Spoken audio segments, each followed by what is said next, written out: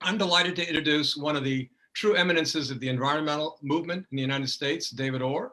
Uh, a resume too long to give you in my brief introduction here, other than to say that his numerous books, very gracious books on not only environmentalism, but design and politics, and his own activism and work with sustainability, and altogether a political regeneration of our culture around this matter of not only sustainability and cultural renewal, led him to designing one of the first carbon neutral buildings in the United States at Oberlin, which won an award as one of the 30 most important buildings of the 20th century, developing the Oberlin project of a university, coordinating with its own community, a model for our own vision of the California College of Regenerative Design.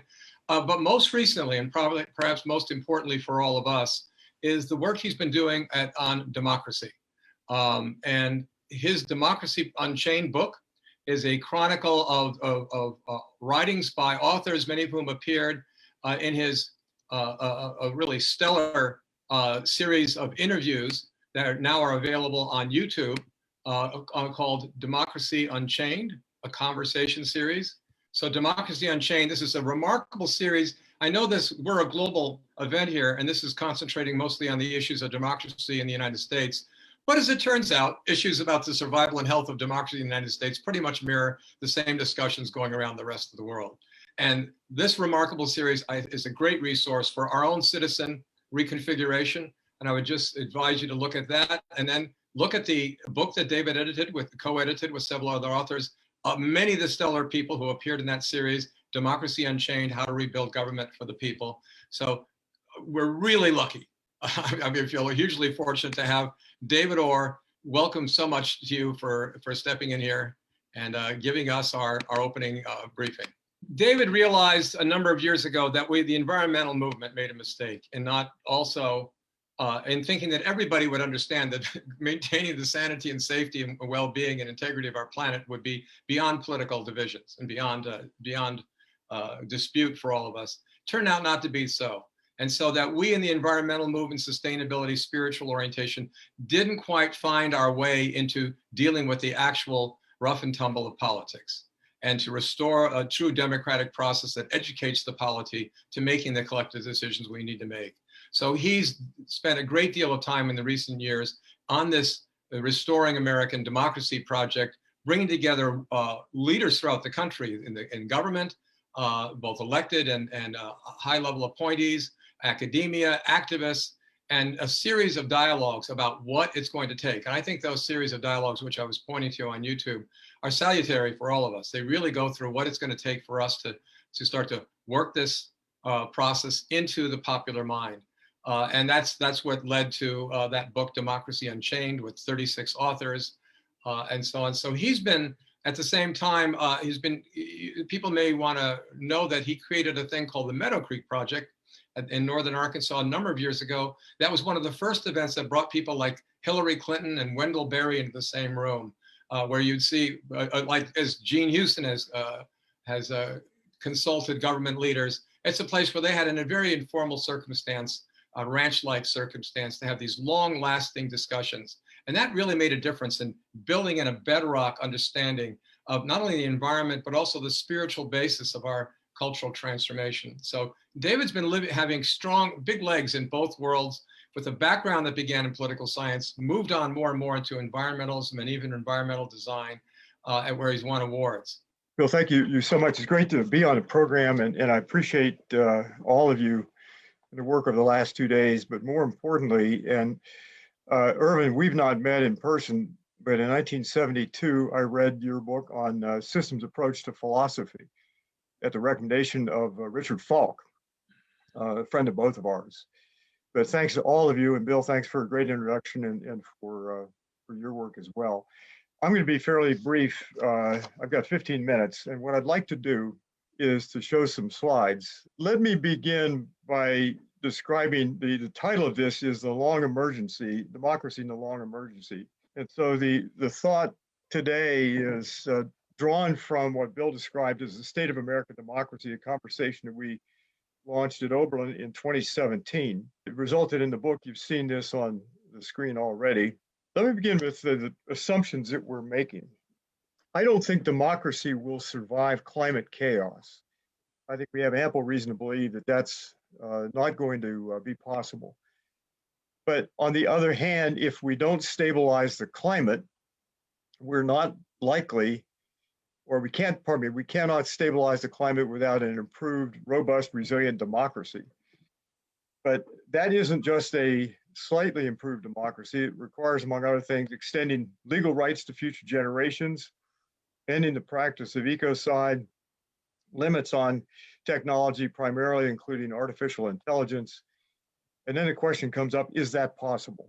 And so if you imagine democracy as a bit of a journey that goes for, well, started with tribal societies and through India and Greece and up to the present world situation of democracy, it's been a long road, but we're not there yet. And there is ample reason, as John Kane and John Werner Mueller have said, to be very skeptical about democracy. The long emergency is simply given in this, and you covered this in the first 2 days amply, but climate change in particular is a long process. So the quote on the screen is from David Archer, a climate physicist, who notes that a quarter of the climate that we emit today will still be in the atmosphere affecting climate 1,000 years from now. So the idea of democracy is a contingent idea, most famously in the Western world, but not exclusively, but in the Western world, we associate that with what happened in the Greek Agora and Greek democracy, but that was also a contingent thing. And there's on the screen, everything that you see on the screen is familiar to all of you, is the daily headlines, particularly the cause of all these evils is the love of power. Due to ambition and greed, neither justice nor the needs of the state restrained them. Their only limit was the caprice of the hour. They were prepared to satisfy a momentary rivalry by the unjust condemnation of an opponent or by forcible seizure of power. There was no reconciling force, no promise binding, no oath that inspired awe. That is so familiar that it needs no further explanation. The case for democracy, however, I think could be made in many ways. Let me outline three. Shoshana Zuboff, who is author of a great book recently on technology and called Surveillance Capitalism, where she says the one idea to have emerged from the long story of human oppression that insists upon people's inalienable right to rule themselves. C.S. Lewis described this as the real reason for democracy is that mankind is so fallen that no man can be trusted with unchecked power over his fellows. No men are fit to be masters. W.E.B. Du Bois in 1920 said this kind of differently, but describes this as being a society-wide effort to harness the creativity and talents and patriotism and efforts of literally billions of people around the earth. He said it differently, but the point is the same. Democracy, at its very best, is an inclusive concept that harnesses the talents and abilities and energies of millions of people. But it is contingent.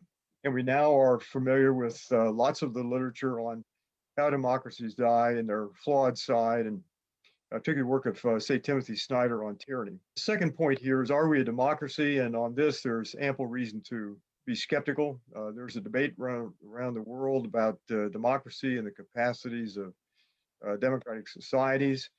The Economist put it this way in their 2020 index, the US is a flawed democracy, but you can see democracy being challenged virtually everywhere. In the case of the United States, it's clear that we're really not a democracy, and what democracy remains in the United States hangs by a very slender thread. We're in what's being called an epistemic crisis right now, where even the basis of reality, facts, are being questioned. And you can't run a democracy or can't have a democracy without a common set of facts and an agreed upon history, at least within certain boundaries. What happened has been amply debated, but let me highlight a couple of things. One is the way neoliberal society was organized, beginning with the Mont Pelerin Society, you've probably discussed and all of you know about. Beginning in 1947, Frederick Hayek and Milton Friedman were predominant people at that.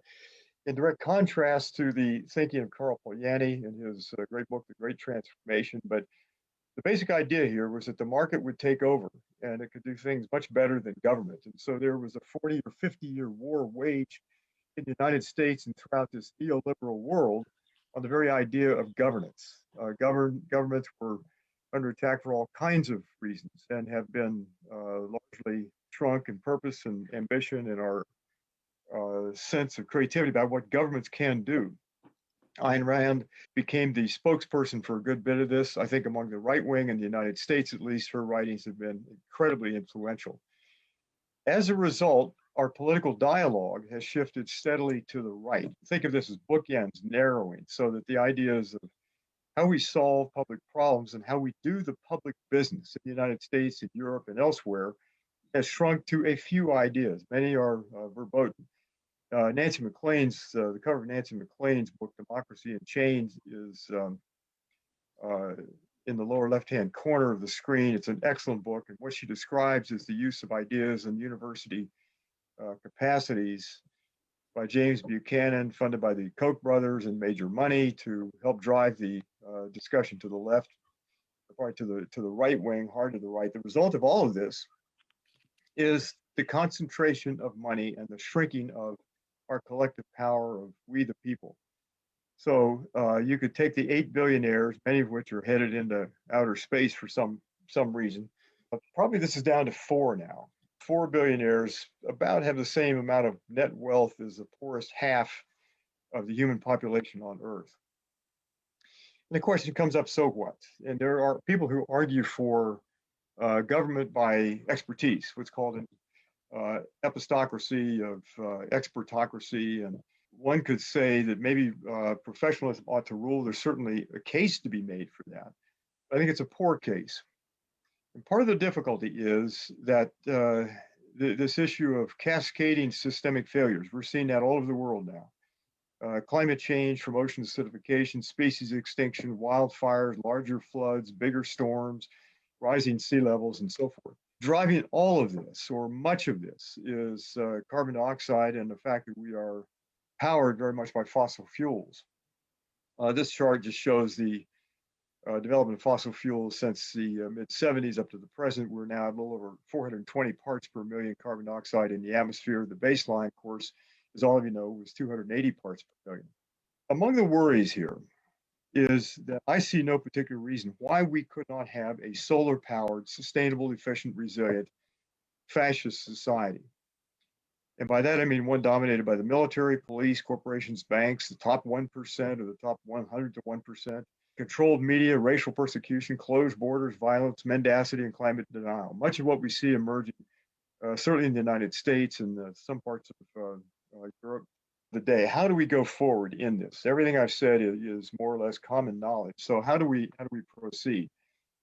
And much of the dialogue, as I understand it, in the first 2 days, dealt with this. How do we begin to shift ideas? This is a cartoonist way to begin to propose how do we get past the right-wing dogma and begin to move toward a much broader, deeper concept of the public. At our conference in 2017 on the state of American democracy, William Barber spoke, and one of the things he said that caught my attention was this on the screen: our ideas are too puny for our circumstances. Now is the time for large ideas, and most all of you on this program are conversing with large ideas and propagated many big ideas, and this is the time for large ideas that connect with a very practical reality. Naomi Klein put it this way: the fetish of centrism, she called it, of reasonableness, seriousness, splitting the difference, and generally not overly getting excited about anything. This is a habit of thought that truly rules our era. It certainly does in the academy, where I've spent a good part of my professional life. Climate change presents a profound challenge to this cautious centrism because half measures won't cut it. And to put this in a different context, if we were to look at our agenda in terms of the way Earth works as a physical system, the great challenge of our time is how do we calibrate virtually everything in society, certainly governance and politics and the economy and habitats, and the way we design cities, and agriculture, and so forth, to the way the Earth works as a physical system. If we had begun in any of those areas with the understanding of how Earth works as a physical system, also as a moral system, with these complicated feedback loops, positive and negative, leads and lags, a world full of surprises, stocks and flows, we would have done things radically different. We designed a world alien to the planet on which we live. The ideas that we are propagating, I think, are old ideas. Thomas Jefferson said this: the earth belongs in use to the living. The dead have neither rights or powers over it. The very next year, Edmund Burke, in his book, Reflections on the Revolution in France, described society as a partnership not only between those who are living, those who are dead, those who are yet to be born, a partnership across generations, and in our time, across species itself. Anne Whiston Spurn, one of the great designers in the world, puts it this way in describing how the left and the right come together. She puts it: now is the time for telling new tales, for retelling old dilemmas, how to live in the world and preserve it, how to sustain tradition and foster invention, how to promote freedom and cultivate order, how to forge identity and value difference, how to appreciate the parts and grasp the whole. Now, the problem is that with the world of ideas, we've got to connect with the practical world. Frederick Douglass, the great American, African-American, who was the primary voice for anti-racism and for getting blacks to vote and so forth in the Civil War and in the later part of the 19th century, put it: power concedes nothing without a demand. Never did, it never will. In the world in which he was describing, this is John Lewis in the forefront, the great American political leader, in a battle with armed forces in Selma, Alabama in the mid-1950s. In this scene, in this great movie, Paul Newman confronts a guy with a knife. And the question here Paul Newman is raising is, the title of this segment is "Guns or Knives, Butch?" And too often in these kind of settings, we on the progressive side of politics bring a ping pong battle to what is a lethal combat. There's money and there's hard politics involved. And much of the decline or current threat to democracy has been a result of our bringing inappropriate weapons and ideas to that battle. Let me close this with a couple of final thoughts. The upshot, I think, for all of us is an entirely solar powered world. The world makes the transition away from fossil fuels.